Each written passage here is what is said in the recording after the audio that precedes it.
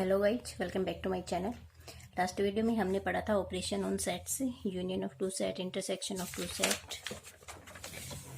Difference of two set, symmetric difference of two set, complement of a set, commutative property, associative property, De Morgan's law. और जो आज हम पढ़ने वाले हैं वो हमारा टॉपिक है कार्टेशियन प्रोडक्ट। आज हम कार्टेशियन प्रोडक्ट के बारे में पढ़ेंगे। तो चलिए आज का टॉपिक शुरू करते हैं। Cartesian product. कार्टेशियन प्रोडक्ट क्या होता है? Cartesian product of two set is denoted by A cross B and it is defined as A cross B equals to A B. Ordered pair में आएंगे ये, such that A is element of A and B is element of B. तो Cartesian product हम दो set के लिए निकालते हैं। हमारे पास दो कोई सेट है ए एंड बी, देन उनका जो क्रॉस प्रोडक्ट होगा वो कार्टेशियन प्रोडक्ट होगा और उसमें एक ऑर्डर्ड पेयर बनेगा हमारे पास ए कोमा बी, जिसमें से जो फर्स्ट एलिमेंट है ए वो ए सेट में से आएगा एंड जो सेकंड एलिमेंट है बी वो बी सेट में से आएगा। यहाँ पे ए बी को क्या बोलते हैं हम? ऑर्डर्ड पेयर ए बी बोलते हैं। और अगर हम इनका सीक्वेंस चेंज कर देते हैं बी क्रॉस ए, देन इसको लिखा जाता है बी कोमा ए, ऑर्डर्ड पेयर बनेगा ये। और यहाँ पे जो बी एलिमेंट है वो हमारा बी सेट से आएगा एंड जो ए एलिमेंट है वो हमारा ए सेट से आएगा। अगर हम सेम सेट पे कार्टेशियन प्रोडक्ट निकालते हैं तो हम ए क्रॉस ए करेंगे या फिर बी क्रॉस बी करेंगे। जब ए क्रॉस ए करेंगे तो दोनों एलिमेंट का जो ऑर्डर्ड पेयर बनेगा हमारा ए कोमा ए, वहां पे जो दोनों एलिमेंट है वो ए सेट से आएंगे। और जब बी क्रॉस बी दोनों सेम सेट पे हम कार्टेशियन प्रोडक्ट निकालेंगे तो जो बी कोमा बी हमारा ऑर्डर्ड पेयर बनेगा, उसमें जो बी एलिमेंट है वो हमारा सेट बी से आएगा। इसमें जो फर्स्ट एलिमेंट है वो ए है जो सेट ए से आता है, और जो सेकंड एलिमेंट है वो बी है जो सेट बी से आता है। और जो बी क्रॉस ए निकालेंगे उसमें जो फर्स्ट एलिमेंट होगा बी वो सेट बी से आएगा, देन जो सेकंड एलिमेंट होगा ए वो सेट ए से आएगा। जब सेम सेट पे कार्टेशियन प्रोडक्ट बनाते हैं तो दोनों जो हमारा ऑर्डर्ड पेयर बनता है उसमें दोनों जो एलिमेंट होते हैं वो सेम सेट से आते हैं। तो अब इसको एक एग्जांपल से समझते हैं। हम डेफिनेशन हम देख चुके हैं। यहाँ पे क्या होती है? Cartesian product of two sets denoted by A cross B. A cross B से डिनोट किया जाता है। इसको डिफाइन कैसे किया जाता है? A cross B, A comma B ordered pair बनेगा हमारा such that A is element of A and B is element of B. चलिए इसको एक एग्जांपल से समझते हैं। जैसा कि अभी हमने देखा कार्टेशियन प्रोडक्ट क्या लिखा था हमने, जैसे दो सेट है हमारे पास ए और बी, तो हमने कार्टेशियन प्रोडक्ट लिखा था A cross B equals to A comma B. हमारे पास ऑर्डर्ड पेयर आया था such that A is element of A and B is element of B. यहाँ पे जो ये ए कोमा बी लिखा हुआ है इसको बोलते हैं ऑर्डर्ड पेयर। ऑर्डर्ड पेयर में जो ये है ए हमारा पार्ट, ए एलिमेंट है, इसको बोलते हैं फर्स्ट कंपोनेंट।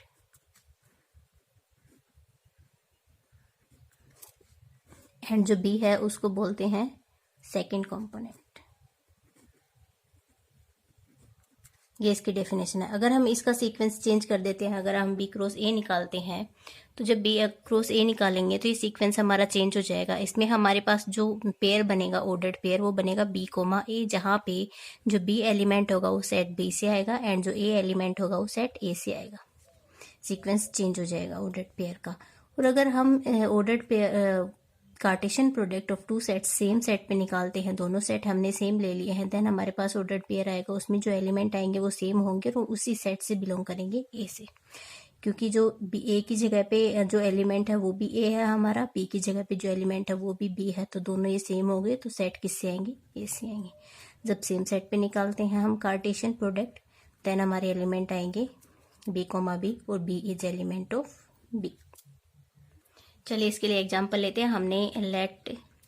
हमने एक सेट लिया A, let a set A equals to 1, 2 and set B equals to A, B.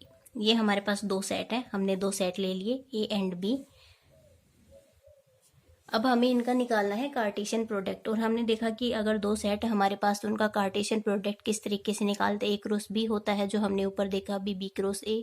Same set है तो A cross A, B cross B. तो हम पहले हमारे पास अलग अलग सेट है ए एंड बी, तो इनका जो कार्टेशियन प्रोडक्ट निकालेंगे उसके लिए नोटेशन होगा हमारा ए क्रॉस बी। देन हमारे पास जो ऑर्डर्ड पेयर आएंगे वो क्या आएंगे? ए कोमा बी टाइप के ऑर्डर्ड पेयर आएंगे। किस टाइप के ऑर्डर्ड पेयर आएंगे? ए कोमा बी टाइप के, जिसमें जो ए वाला एलिमेंट है वो हमारा ए से बिलोंग करता है एंड जो बी वाला एलिमेंट है वो हमारा बी से बिलोंग करता है। तो ऑर्डर्ड पेयर में जो एलिमेंट्स होंगे उसमें जो सेट ए में पहला एलिमेंट होगा वो आएगा, सेट बी में जो एलिमेंट होंगे एक एलिमेंट उसमें से आएगा। मीन्स ए क्रॉस बी में सेट ए में से एक एलिमेंट लेंगे, देन सेट बी में से दूसरा एलिमेंट लेंगे। अगर हमारे पास ज़्यादा एलिमेंट है तो सेट ए में से देन दूसरा लेंगे, सेट बी में से तीसरा। इस तरीके से इसमें एलिमेंट्स चलते जाएंगे। जैसे इस एग्जांपल में हम लेते हैं, सबसे पहले हमने ए एलिमेंट लिया सेट ए से, तो हमने ले लिया 1 यहाँ पे ऑर्डर्ड पेयर में। एंड अब हमें बी से लेना है। बी किस में से आता है? हमारा बी एलिमेंट सेट बी में से आता है, तो हमने बी एलिमेंट ले लिया स्टार्टिंग में ए। देन हम 1 को फिक्स रखते हैं क्योंकि हमारे पास दो एलिमेंट्स है ए एंड बी में। तो सबसे पहले 1 के लिए हम बी में से ए ले चुके हैं एंड 1 के लिए बी में से बी लेंगे। तो हमारे पास ये 2 ऑर्डर्ड पेयर बन चुके हैं यहाँ पे। अब हम 1 को रिमूव करके 2 को लेते हैं। यहाँ पे 1 के लिए हम ऑर्डर्ड पेयर बना चुके हैं, देन हम 2 के लिए बनाएंगे। तो 2 को फिक्स कर लिया ए एलिमेंट की जगह पे, एंड बी एलिमेंट की जगह पे जो सेट बी से आएगा हमारा, उसमें हम पहला पार्ट लेंगे ए। नाउ हम 2 को फिक्स रखते हैं, देन हमारा जो बी पार्ट आएगा second B set B element set B में से लेंगे तो वो हमारा बनेगा बी यहाँ से। तो हमारे पास कितने ऑर्डर्ड पेयर आए? यहाँ पे 4 ऑर्डर्ड पेयर आए हैं। तो जो हमारा कार्टेशियन प्रोडक्ट बनेगा दोनों सेट के लिए वो बनेगा ये। इसको हम एक दूसरे एग्जाम्पल से भी समझते हैं जिसमें हमारे पास 3 एलिमेंट है, फिर एक में 2 हैं, दूसरे में 3 एलिमेंट आ रहे हैं। तो उसके लिए कैसे निकालेंगे? हमने सेट लिया, ए सेट में हमने 3 एलिमेंट ले लिए, जैसे हमारे आगे A B and C. Then B set में हमने 3 एलिमेंट ही ले लिए, एक्स वाई एंड जेड। अब हमें ए क्रॉस बी दोनों का कार्टेशियन प्रोडक्ट निकालना है। तो इनका कार्टेशियन प्रोडक्ट निकालने के लिए हमें ऑर्डर्ड पेयर बनाने पड़ेंगे। ऑर्डर्ड पेयर किस तरीके के आएंगे? अभी हमने यहाँ पे देखा ए कोमा बी टाइप के ऑर्डर पेयर आएंगे। इसमें जो पहला कंपोनेंट होगा ए, वो सेट ए में से आएगा, देन जो दूसरा कंपोनेंट होगा वो सेट बी में से आएगा यहाँ पे। तो हम सबसे पहले सेट ए के एलिमेंट्स को लेते हैं। सबसे पहले हमने ए को फिक्स कर लिया, देन हम बी को मतलब चेंज करवाते जाएंगे वेरिएबल फॉर्म में। सबसे पहले हम पेयर बनाएंगे इसका एक्स के साथ में, दूसरा पेयर बनेगा ए का वाई के साथ में, एंड जो तीसरा पेयर बनेगा ए का वो किसके साथ में बनेगा? जेड के साथ में। देन ए के लिए हम तीनों पेयर बना चुके हैं, 3 पेयर बनेंगे क्योंकि ए को तो हमने फिक्स रखा है, और बी में जितने एलिमेंट है उतने पेयर स्टार्टिंग में ए को फिक्स करके हमने बना लिए। अब हम ए के लिए बना चुके हैं, देन हम बी को फिक्स करेंगे। तो बी को यहाँ पे फिक्स कर लिया। बी को फिक्स करने के बाद यहाँ से एक्स के लिए पेयर बनाएंगे, फिर y के लिए पेयर बनेगा y के साथ में, देन z के साथ में बनेगा। b को फिक्स करके तीनों के साथ हमने पेयर बना लिया यहाँ पे। अब हम थर्ड पार्ट में क्या करेंगे? यहाँ पे a b के लिए पेयर बना चुके हैं, यहाँ पे c को फिक्स करेंगे, वेरिएबल की जगह चेंज करवा देंगे इसको, c, y, c, z। हमारे पास ऑर्डर्ड पेयर कितने बन चुके हैं? यहाँ पे 9 ऑर्डर्ड पेयर बन चुके हैं। सेट ए में हमारे पास 3 एलिमेंट थे, सेट बी में भी हमारे पास 3 एलिमेंट थे। दोनों के क्रॉस प्रोडक्ट से हमने यहाँ पे 9 ऑर्डर पेयर बनाए हैं। तो आपके पास जितने भी सेट में एलिमेंट उसके अकॉर्डिंग आप इनका जो कार्टेशियन प्रोडक्ट निकाल सकते हैं। अगर हमारे पास मान लीजिए सेट ए में हमारे पास 2 एलिमेंट है 1 एंड 2, एंड सेट बी में हमारे पास 4 एलिमेंट है एक्स वाई जेड टी, तो इनका कार्टेशियन प्रोडक्ट कैसे निकालेंगे? तो इनके कार्टेशियन प्रोडक्ट के लिए हम वही तरीका लगाएंगे जो अभी हमने ऊपर लगाया था। सबसे पहले हम सेट ए के ए एलिमेंट को फिक्स करेंगे। तो सेट ए का ए एलिमेंट हमने 1 फिक्स कर लिया, देन बी के जो एलिमेंट है उनको हम वेरी करवाते जाएंगे। तो सबसे पहले हम इसका पेयर एक्स के साथ बना लेते हैं, देन हम 1 का पेयर वाई के साथ बनाएंगे, देन 1 का पेयर जेड के साथ बनेगा, देन 1 का पेयर टी के साथ बनेगा।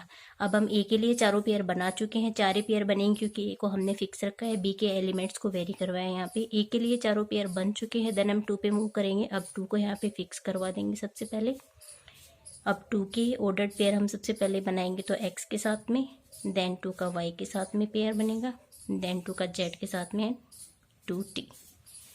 तो ये ज़रूरी नहीं कि दोनों सेट में हमारे पास सेम एलिमेंट्स हो तभी हम इनका कार्टेशियन प्रोडक्ट निकाल सकते हैं, इनके ऑर्डर पेयर बना सकते हैं। अगर दोनों में सेम एलिमेंट नहीं है, किसी में कम या ज़्यादा है, तो भी हमारा कार्टेशियन प्रोडक्ट बन सकता है। अब इसकी कुछ प्रॉपर्टीज़ देखते हैं, क्या क्या प्रॉपर्टीज़ होती है। ये हम अभी देख चुके हैं। जो हमारे पास ए कोमा बी पेयर लिखा जाता है इसको बोलते हैं ordered pair in which A equals to first component, B equals to second component हो जाता है यहाँ पे। इन जनरल हम क्या लिखते हैं कि A comma B is doesn't equals to B comma A, means जो हमारा ऑर्डर्ड पेयर बनता है ए कोमा बी का, अगर हम उसके एलिमेंट को इंटरचेंज कर देते हैं तो वो बी कोमा ए के बराबर नहीं आता है। जैसे हमने अभी एग्जांपल लिए उसमें देखते हैं कि ये सही प्रूव होती है क्या प्रॉपर्टी। अगर हम हमारा ये जो सबसे सेकंड वाला जो एग्जांपल था हमारा, ये देखते हैं यहाँ पे सेकंड वाले एग्जांपल में जैसे हमने ये ऑर्डर पेयर बनाया, इसमें हम ए कोमा बी लिख सकते हैं कि हमने इस टाइप का ऑर्डर पेयर बनाया। अब हम चेक करते हैं कि ये बी कोमा ए के बराबर है या नहीं। मीन्स ये ए कोमा एक्स है, ये एक्स कोमा ए के बराबर है क्या? एक्स कोमा ए टाइप का कोई एलिमेंट हमारे पास या फिर कोई ऑर्डर पेयर है इसमें? नहीं प्रेजेंट है। तो इसका मतलब A comma B doesn't equals to B comma ए।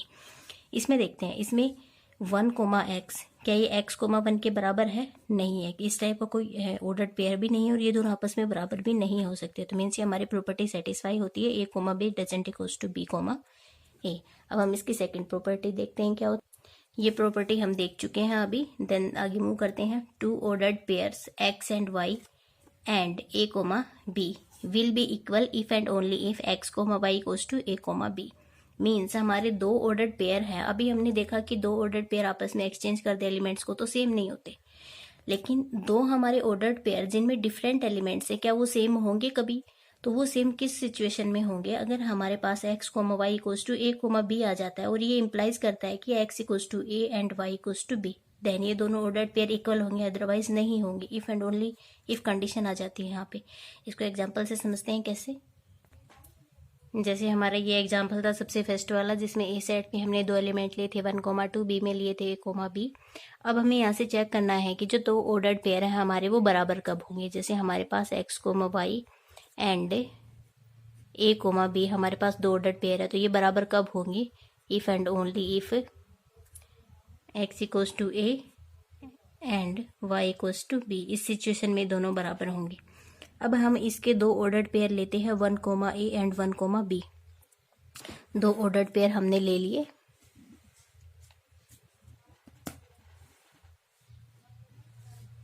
सबसे पहला हमने लिया 1 comma A and 1 comma B. इस एग्जाम्पल से हमने दोनों पेयर उठाए हैं यहाँ पे।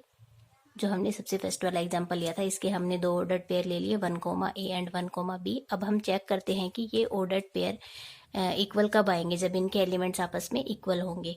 तो हमने अभी जो प्रॉपर्टी देखी थी उसमें लिखा हुआ था कि क्या प्रॉपर्टी थी हमारे, एक बार फिर से रीड कर लेते हैं प्रॉपर्टी को।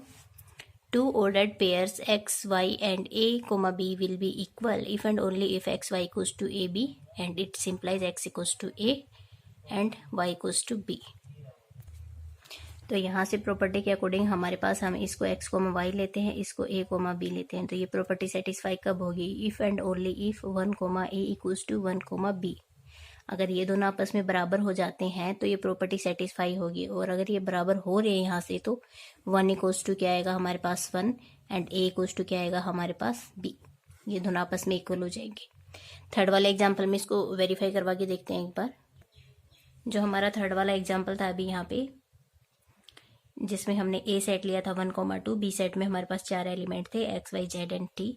तो यहाँ पे हम इसके ये 2 एलिमेंट्स ले लेते हैं। जैसे हमने ले लिया 1 कोमा टी, 2 ऑर्डर्ड पेयर ले लिए हमने 1 comma T and 2 comma X यहाँ से। तो ये दोनों आपस में इक्वल कब होंगे? जब हमारे पास ये वाली कंडीशन सेटिस्फाई होगी 1 comma T equals to 2 comma X. ये वाली प्रॉपर्टी सेटिस्फाई होगी हमारे पास, जो हम प्रॉपर्टी अभी पढ़ गए हैं उसके बेस पे। और ये अगर बराबर हो गए तो यहाँ से हम बोल सकते हैं 1 equals to 2 and T equals to X. ये हमारे पास प्रूव हो जाएगा यहाँ से। अगर ये दोनों आपस में इक्वल होंगे तो हम 1 की जगह पे 2 पुट कर सकते हैं एंड टी की जगह पे एक्स पुट कर सकते हैं, तो ये दोनों आपस में इक्वल हो जाएंगे, अदरवाइज इक्वल नहीं होंगे। तो ये वो प्रॉपर्टी हमारी यहाँ पे भी सेटिस्फाई होती है। अब हम आगे मूव करते हैं।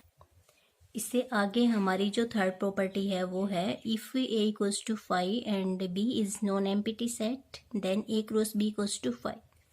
इसका मतलब ये है कि अगर हमारे पास हम कार्टेशियन प्रोडक्ट 2 सेट में निकालते हैं, अगर उन दोनों सेट में से कोई भी एक सेट 5 या एम्प्टी हो जाता है एंड जो दूसरा सेट है वो हमारा रहता है नॉन एम्प्टी सेट, देन हम जो ए क्रॉस बी कार्टेशियन प्रोडक्ट निकालते हैं वो क्या आएगा हमारे पास 5 आएगा। मीन्स उसमें कोई भी एलिमेंट नहीं होगा, क्योंकि इनका क्रॉस प्रोडक्ट करते हैं तो उसमें ऑर्डर्ड पेयर बनते हैं जिसमें ए और बी टाइप के एलिमेंट होते हैं, जहाँ पे जो स्मॉल ए होता है वो कैपिटल ए से आता है जो हमारा सेट होता है, एंड जो स्मॉल बी होता है वो सेट बी से आता है।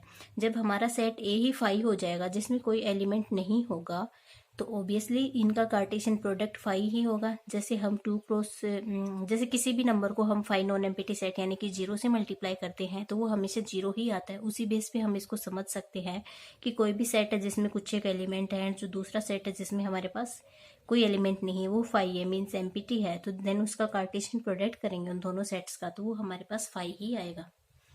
इसको मतलब वेरीफाई कैसे करवाएंगे वो चेक करते हैं एक बार। जैसे हमारे पास ए कोई सेट है वो हमने फाई ले लिया, एंड जो बी सेट है उसमें हमने 3 एलिमेंट्स ले लिया एक्स वाई कोमा जेड।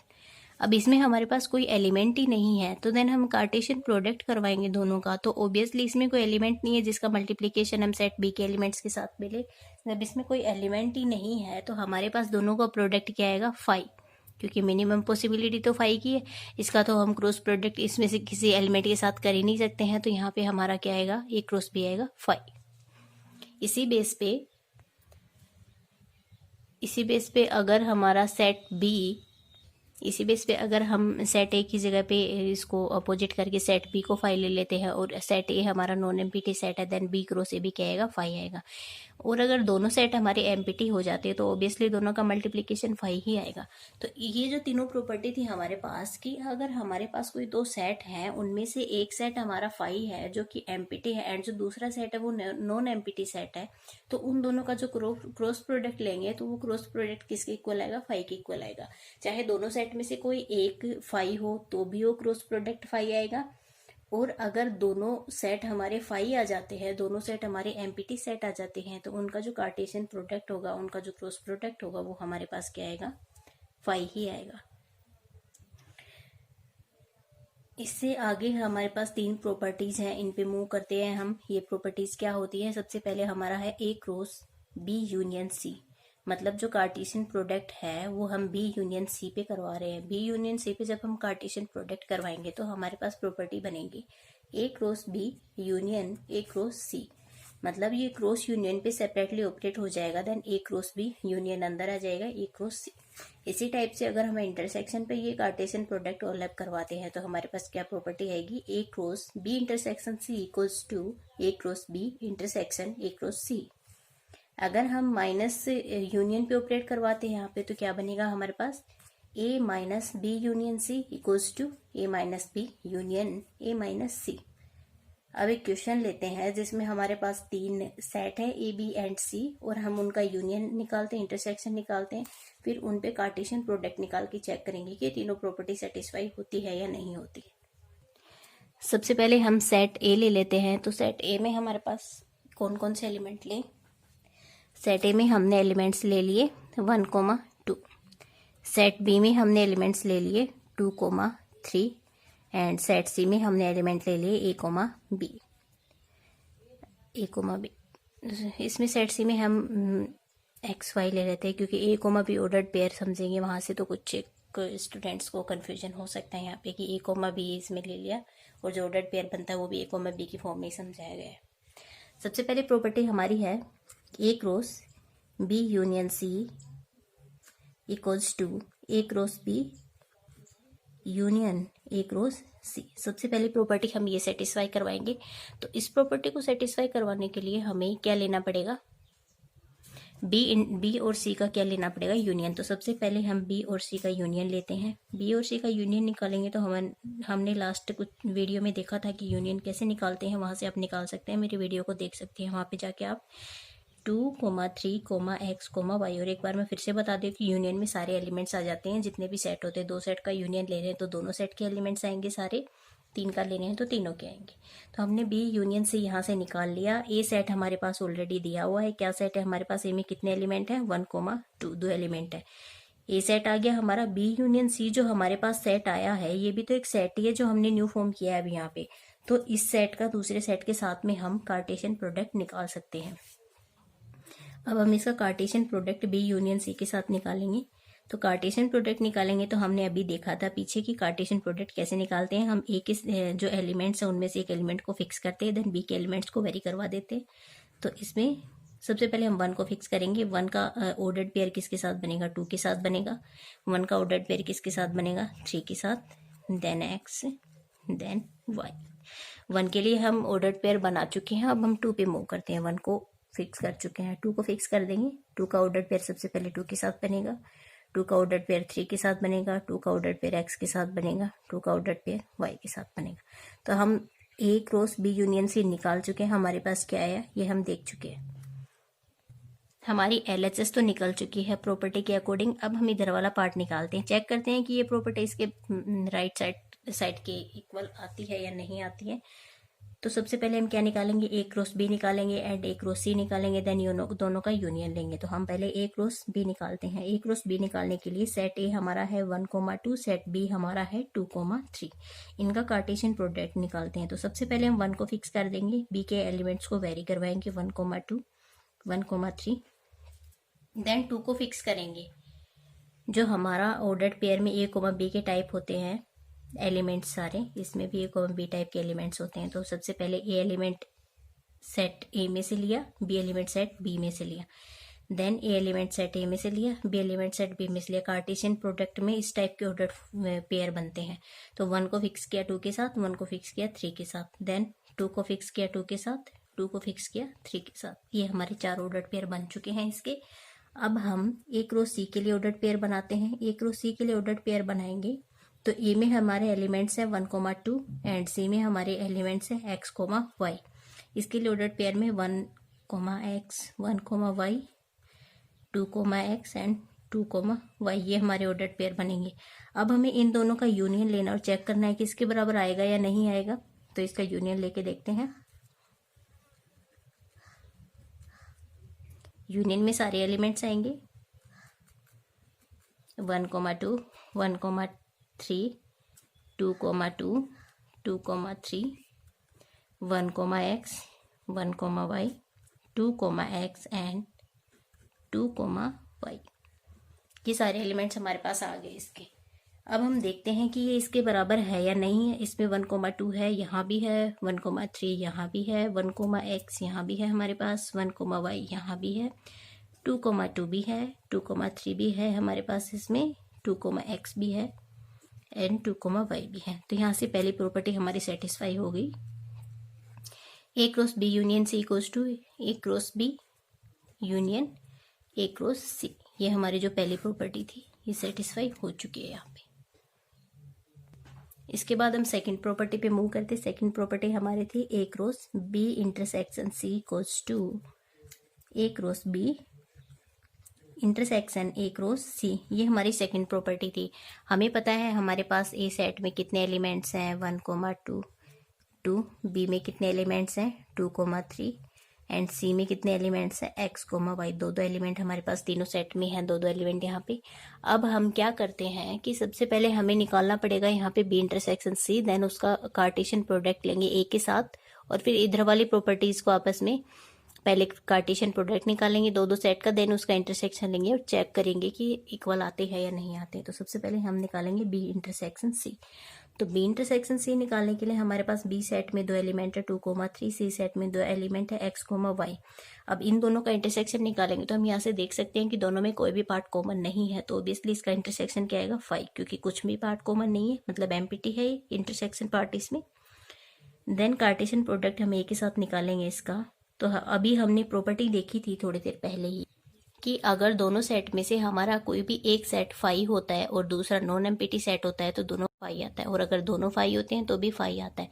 तो इसी प्रॉपर्टी के बेस पे हम इसको लिख सकते हैं। यहाँ पे A हमारा जो है उसमें एलिमेंट्स है 1,2 और जो B इंटरसेक्शन C दूसरा सेट न्यू सेट आया है हमारे पास अभी फॉर्म होके, उसमें हमारे पास एलिमेंट है 5। तो यहाँ से इनका कार्टेशियन प्रोडक्ट क्या आएगा 5 आएगा। अब हम RHS पार्ट के लिए प्रूव करते हैं। यहाँ पे हम सबसे पहले निकालेंगे A क्रॉस B दोनों सेट का कार्टेशियन प्रोडक्ट। तो A सेट में हमारे पास दो एलिमेंट है एंड B सेट में हमारे पास दो एलिमेंट है। तो इनका जब कार्टेशियन प्रोडक्ट निकालेंगे तो कैसे निकालेंगे, पहले 1 को लेंगे, देन B के एलिमेंट्स को वेरी करवाएंगे, देन हम B के फर्स्ट एलिमेंट को फिक्स कर दे। 1 के लिए हम पहले एलिमेंट के लिए निकाल चुके हैं, देन 2 को फिक्स कर देंगे। ये हमारे पास कार्टेशियन प्रोडक्ट बना A क्रॉस B। अब हम निकालेंगे A क्रॉस C के लिए। तो A और क्रॉस C निकालेंगे तो हमारे पास C में दो एलिमेंट है x, y। तो यहाँ से क्या क्या कार्टेशियन प्रोडक्ट बनेगा हमारे पास 1,x, 1,y, 2,x, 2,y। ये हमारे पास कार्टेशियन प्रोडक्ट बन गया। अब इन दोनों का लेना है हमें इंटरसेक्शन। इन दोनों का जब इंटरसेक्शन लेंगे तो देखते हैं कोई पार्ट कॉमन आ रहा है क्या इन दोनों में। क्या इन दोनों में कुछ कॉमन है? 1,2 इसमें कहीं पे है? नहीं है। 1,3 इसमें कहीं पे है? नहीं है। 2,2 इसमें नहीं है। 2,3 इसमें नहीं है। तो दोनों का इंटरसेक्शन क्या आएगा अगर कुछ भी इनमें कॉमन नहीं है? तो 5। तो इस इक्वेशन से हम कह सकते हैं कि दोनों की RHS 5 है, मीन्स दोनों की LHS बराबर होगी। तो हमारी जो सेकंड वाली प्रॉपर्टी थी वो भी यहाँ से सेटिस्फाई हो गई है। अब हम इसकी थर्ड वाली प्रॉपर्टी लेते हैं। थर्ड वाली प्रॉपर्टी क्या होती है हमारे पास? A minus B union C equals to A minus B union A minus C। इस एग्जाम्पल को समझने के लिए हमने 3 सेट लिए हैं। हमारे तीनों सेट में 2 एलिमेंट है। ए सेट में हमारे पास 2 एलिमेंट है 1,2, बी सेट में हमारे पास 2 एलिमेंट है 2,3, सी सेट में हमारे पास 2 एलिमेंट है 2,y। देन प्रॉपर्टी की जो LHS साइड है उसको प्रूव करने के लिए हम पहले B यूनियन C निकालेंगे। तो B यूनियन C निकालेंगे तो यहाँ से हमारे पास क्या आएगा 2, 3 and y B union C में। देन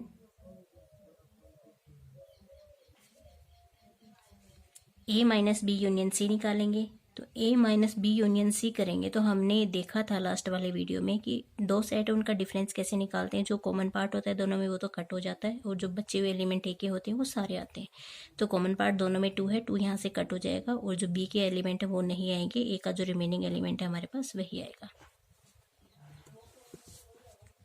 आगे हम इसकी RHS साइड निकालते हैं। तो उसको निकालने के लिए सबसे पहले निकालेंगे A माइनस बी निकालेंगे यहाँ से। तो A और B में कॉमन पार्ट कितना है? 2 है। तो कॉमन पार्ट हट जाएगा यहाँ से, B के एलिमेंट सारे हट जाएंगे और A में जो रिमेनिंग एलिमेंट है वो आएंगे हमारे पास। देन A माइनस C निकालेंगे। तो A माइनस C में हम देखेंगे कि 2 दोनों में कॉमन पार्ट होते हैं, यहाँ से 2 कट हो जाएगा। C वाला जो अदर एलिमेंट है वो नहीं आएगा।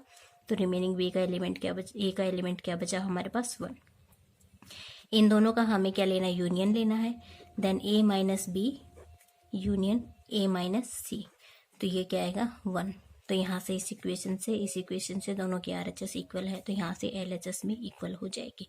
इसका मतलब हमारी तीनों प्रॉपर्टी सेटिस्फाइड है कि तीनों प्रॉपर्टी को हमने वेरीफाई करवा के चेक कर लिया। यहाँ पे कैसे कैसे इनको वेरीफाई करवा सकते हैं। जो नेक्स्ट वीडियो होगा हमारा उसमें हम रिलेशन पढ़ेंगे। रिलेशन अभी हमने सेट पढ़ा था, सब पढ़ लिए। यहाँ पे आगे हम नया टॉपिक हमारा स्टार्ट करेंगे रिलेशन, टाइप्स ऑफ रिलेशन, कौन कौन से रिलेशन है हमारे पास। जैसे एम्पिटी रिलेशन हो गया, identity relation, reflexive relation, symmetric, anti symmetric relation, transitive relation हो गया।